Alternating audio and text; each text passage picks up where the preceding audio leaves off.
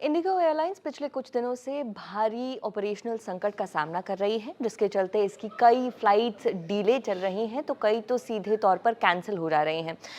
पिछले 2 दिनों के ही आंकड़ों की अगर हम बात करें तो इंडिगो की तकरीबन 450 से ज़्यादा फ्लाइट्स कैंसिल हुई है, जबकि सैकड़ों फ्लाइट्स लेट चल रही हैं।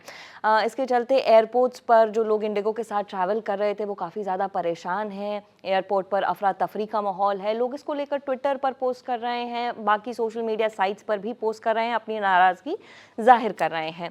और अब इसी नाराज़गी को एड्रेस करते हुए, इसी नाराज़गी को लेकर इंडिगो ने एक लंबा चौड़ा माफ़ीनामा अपने ट्विटर पर पोस्ट किया है। उस माफ़ीनामे में माफ़ी तो मांगी ही गई है, लेकिन कुछ ज़रूरी इंस्ट्रक्शंस भी इंडिगो की तरफ से उसमें दिए गए हैं।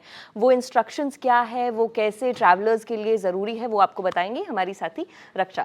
जी हाँ, जैसे कि थोड़ा सा अगर हम बैकग्राउंडर की बात करें तो 4 दिसंबर को जो 550 से ज़्यादा फ्लाइट्स कैंसिल हुई थी दिल्ली एयरपोर्ट से, और 5 दिसंबर को 440 से ज़्यादा कैंसिल हुई हैं। और अगर हम पिछले 4-5 दिनों की बात करें तो सिर्फ दिल्ली एयरपोर्ट से 1200-1300 का आंकड़ा है जितनी फ्लाइट्स कैंसिल हुई हैं। तो लगातार मतलब इंडिगो के साथ ही ये समस्या सबसे ज़्यादा आ रही है। तो उन्होंने जो माफ़ीनामा की आपने जिक्र किया तो उसमें माफ़ी मांगते हुए सबसे पहले प्रॉब्लम रिजॉल्व करने की, जल्द से जल्द प्रॉब्लम रिजॉल्व करने की बात करी और कुछ पॉइंटर्स लिखे हैं, तो वो भी हम आपको पढ़ के बता देते हैं। तो सबसे पहले तो उन्होंने बोला है कि जो रिफंड है वो जल्द से जल्द प्रोसेस कर दिया जाएगा। और दूसरी चीज़ उन्होंने बोली कि 5 दिसंबर 2025 से 15 दिसंबर 2025 तक जिसने भी फ्लाइट्स बुक करी हैं, जो भी रीशेड्यूल कराएंगे अपनी फ्लाइट्स को या फिर जो भी कैंसिल कराएंगे फ्लाइट्स, उनको पूरा का पूरा पैसा वापस कर दिया जाएगा, ऐसा इंडिगो ने अपने उस पोस्ट में लिखा है। साथ ही हम जैसे विजुअल देख रहे थे कि 24-24 घंटे से ज़्यादा वक्त के लिए लोग इंतज़ार कर रहे हैं एयरपोर्ट्स पे, इधर उधर भटक रहे हैं क्योंकि उनके पास कहीं रहने का भी कोई ठिकाना नहीं है। तो इंडिगो ने ये भी बोला है कि वो कुछ होटल अरेंजमेंट्स करेगी या फिर रहने के मतलब रहने के लिए कुछ अरेंज करेगी, जहाँ पे ये जो यात्री हैं जो अपने गंतव्य पे नहीं पहुँच पाए वो वहाँ स्टे कर सकते हैं। वहाँ पे खाने और स्नैक्स की भी बहुत सारी मतलब खाने पीने की बहुत समस्या थी एयरपोर्ट पे, जिस वजह से कुछ ऐसे विजुअल्स आते हैं कि लोग आपस में लड़ पड़े हैं, बहुत सारी समस्याएं आ रही हैं। तो उसके लिए भी इंडिगो ने लिखा है कि वो उन चीज़ों का भी अरेंजमेंट करेगी और लॉन्च का एक्सेस भी दिया जाएगा, क्योंकि यात्रियों की भीड़ इतनी ज़्यादा बढ़ गई, क्योंकि 440-450 फ्लाइट्स कैंसिल हो रही है तो यात्रियों की संख्या बहुत ज़्यादा है। तो इस वजह से उन्होंने बोला है कि हम लॉन्च एक्सेस भी प्रोवाइड कराएंगे। एक्सेस मुझे लगता है सिर्फ जो एल्डर लोग हैं, हाँ जी, सीनियर्स के लिए है, सीनियर्स को जो है वो हम लॉन्च एक्सेस प्रोवाइड कराएंगे।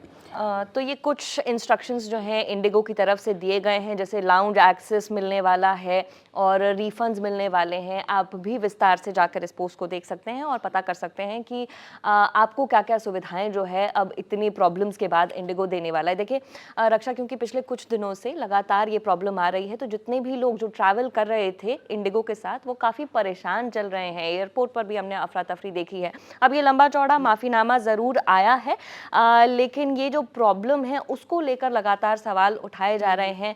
बताया जा रहा है, जैसे कि हम सभी को मालूम ही है, कि FDTL रूल्स जो लागू होने थे वो लागू हुए हैं, लेकिन क्योंकि इनको लगातार डिले किया जा रहा था।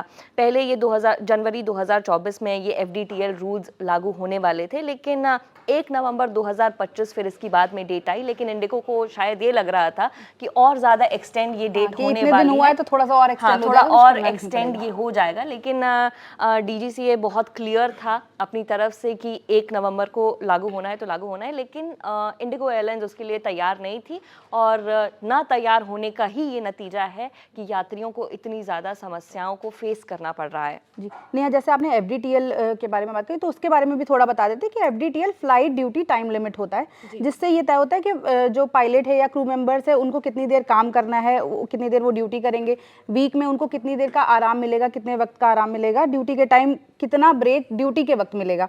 तो ये सब चीज़ें तय होती है। तो जब भी रोस्टर बनाए जाते हैं क्रू मेंबर्स के तो FDTL के नियमों के हिसाब से ही बनाए जाते हैं। तो अभी तक ये होता था कि एक हफ्ते में मतलब ये ज़रूरी था कि 36 घंटे का आराम मिलना ही मिलना है क्रू मेंबर्स को। लेकिन अब जो नया रूल सरकार की तरफ से आया था तो उसमें ये था कि पायलट और क्रू को 7 दिनों में लगातार 48 घंटे का वीकली रेस्ट देना ज़रूरी है। तो जिसके लिए अभी इंडिगो को सबसे ज़्यादा समस्या हो रही है। सवाल अच्छा ये भी है कि इंडिगो को ही सबसे ज़्यादा प्रॉब्लम क्यों हो रही है, क्योंकि ये रूल सारी फ्लाइट्स के लिए आया था।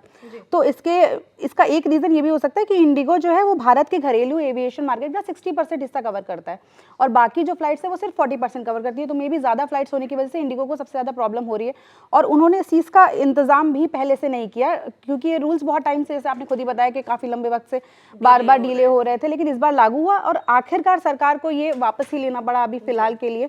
तो एक तरीके से हम ये भी कह सकते हैं संसद में भी हमने आज देखा कि सत्ता पक्ष और विपक्ष दोनों ने ही सवाल उठाए, सरकार पे इस चीज़ को लेके सवाल किए, लेकिन at the end Jeet Indigo की हुई, क्योंकि ये एक हमारी सेफ्टी पर भी ये क्वेश्चन है, क्योंकि आप किसी क्रू मेंबर को या किसी पायलट को इतना लंबा वक्त तक काम करा रहे हो, फिर आप उनको प्रॉपर रेस्ट नहीं दे रहे हो, तो उनको फ्लाई करने में भी प्रॉब्लम हो रही है और बाकी और तरीके की दिक्कतें भी आ सकती हैं हमारे, मतलब ये कस्टमर्स के लिए भी प्रॉब्लम है। सिर्फ एक माफीनामे से कितना काम बनता है, मतलब ये भी एक देखने वाली चीज़ है। हाँ, ये जो डीजीसीए ने रूल्स वापस लिए हैं उसको लेकर भी पायलट एसोसिएशन जो है वो नाराज़गी जाहिर कर रही है। हालांकि इम्पॉर्टेंट इस वक्त ये था कि एक लंबा चौड़ा माफ़ीनामा जो है वो साझा किया गया है इंडिगो द्वारा, जिसमें कई इंपॉर्टेंट इंस्ट्रक्शंस भी हैं जो हमने आपको बताए।